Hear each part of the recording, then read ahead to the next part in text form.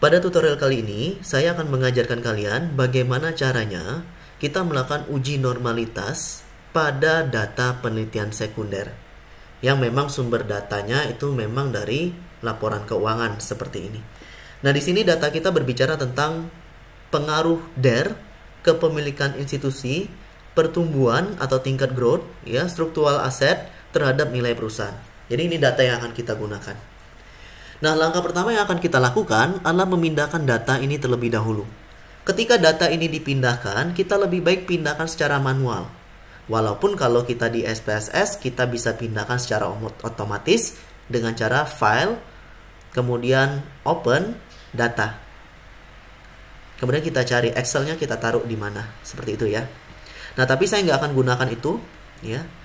Yang akan saya gunakan secara manual saja, mengingat saya membuatnya itu ada outline-nya, kemudian ada nama perusahaannya, ada tahun perusahaannya, sehingga takutnya nanti mereka semua ikut serta. Nah, biasanya kalau yang saya kopikan, saya pindahkan, itu hanya datanya saja yang ini. Jadi kita blok dulu seperti ini. Kemudian klik kanan, copy, atau bisa Ctrl C, lebih praktis. Pindah ke SPSS-nya. Klik di sisi kiri ini.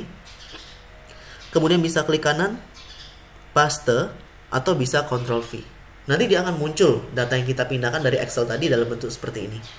Nah, sekarang kita akan melakukan pemberian nama dulu terhadap nama-nama variabel yang kita gunakan ini tadi. Maka kita ke variable view.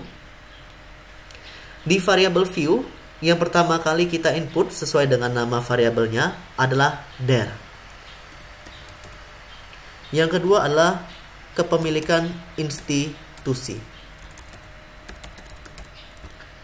Yang ketiga, kita urutkan saja, growth atau pertumbuhan.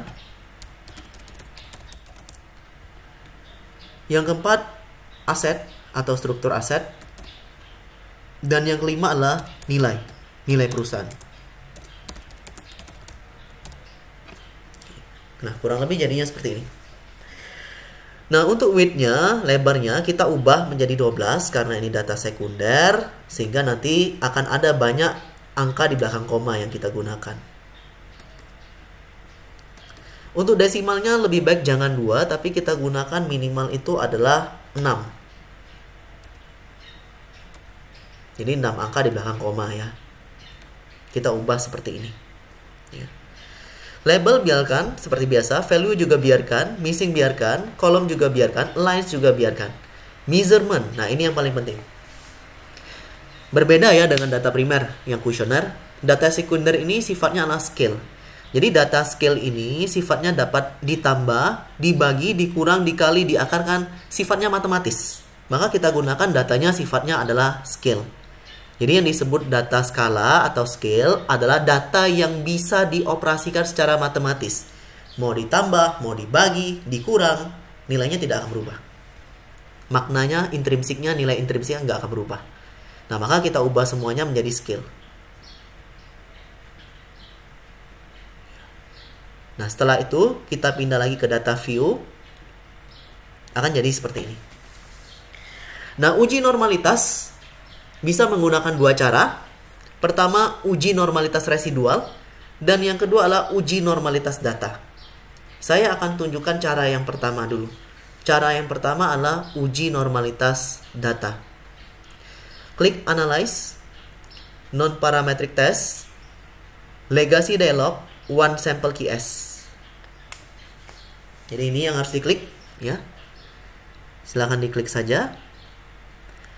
Nah, untuk tes variable list-nya, pindahkan semuanya ke kanan. Seperti ini. Jadi kurang lebih seperti ini ya. Kemudian, tes distribution-nya, pastikan normal yang diconteng. Exact, pastikan asymptotic only yang diconteng. Option, pastikan cuma exclude ini yang diconteng. Continue, klik OK. Pertama yang harus kita pastikan, apakah semua data kita bisa diolah oleh SPSS. Kita lihatnya dari N. N ini adalah jumlah sampel. Ada 279. Kita cocokkan dengan yang kita input dalam SPSS tadi. Benar nggak ada 279? Ternyata memang benar. Sama. Ada 279. Artinya nggak ada missing value ataupun tidak ada error dalam pengolahan data. Maka kita boleh baca hasil tadi.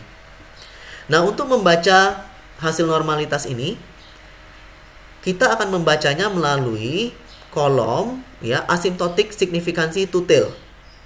Dimana kalau secara teorinya, jadi kamu bisa baca bukunya, misalkan buku Profesor Imam Ghazali, Profesor Jogianto, Profesor Ferdinand, Singgi Santoso, ya. Sebuah data itu dikatakan normal apabila asymptotic signifikansi to tail-nya di atas 0,05.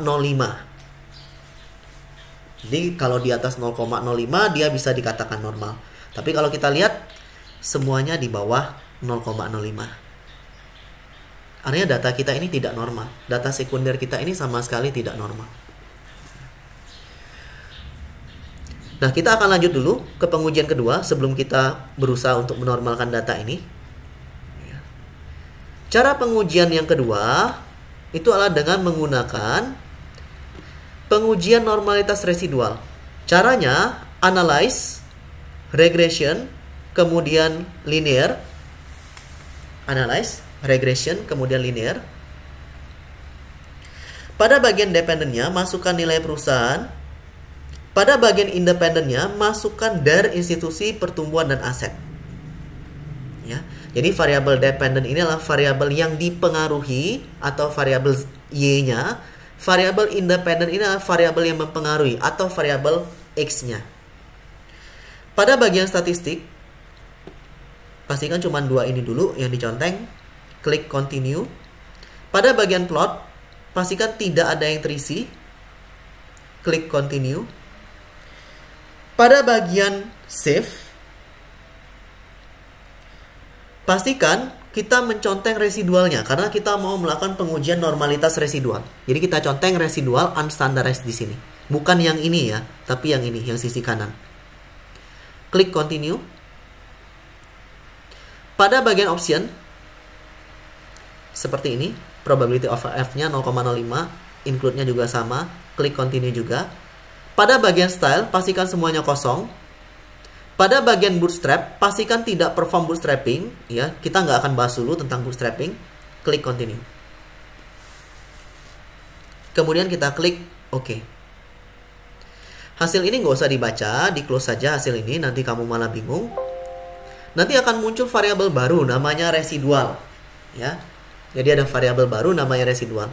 Nah, caranya untuk uji normalitas residual, analyze, non-parametric test, legacy dialog, one sample key S. Jadi ini caranya. Ya. Nah, yang tadi kita gunakan, kita keluarkan semua. Jadi kita keluarkan semua saja ke sini, ke kiri. Kita masukkan unstandardized residualnya. Pada bagian eksak, asymptotic seperti biasa. Option seperti biasa, exclude. Normalnya juga sama, klik normal. Klik OK. Sama, tidak normal juga. Karena yang kita lihat, pertama kali benar nggak data kita ada 279, sama seperti data kita yang kita input. Yang kedua, asymptotic signifikansi to tail-nya. Apakah lebih besar dari 0,05 atau tidak? Kalau dia lebih besar dari 0,05, maka dia tergolong normal. Data tersebut normal, residual tersebut normal. Tapi kalau dia di bawah 0,05, maka data ini tidak normal. Nah, jadi hampir sama dengan data primer.